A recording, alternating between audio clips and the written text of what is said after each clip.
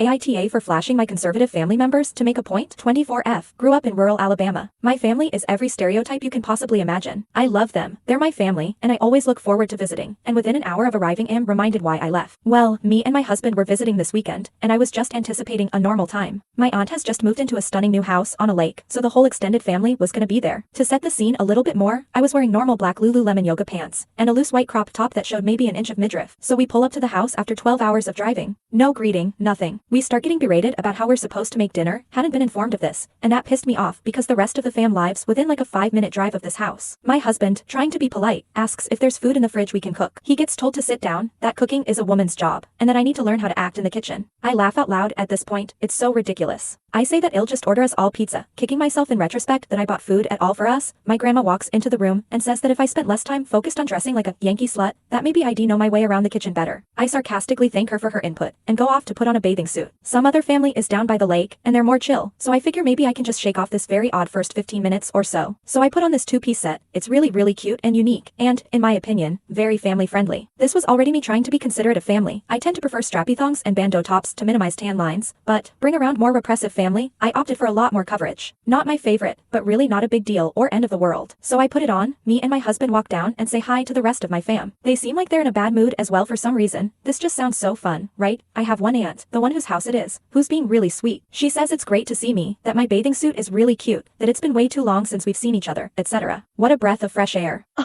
Sometime later, maybe it's 30 minutes, maybe it's an hour, Adric, the pizza arrives, my mother and grandmother bring it down to the lake for all of us to eat. After they see my bathing suit, they both start asking me if Eve started dressing like a cheap whore, since moving up north. I live in North Carolina.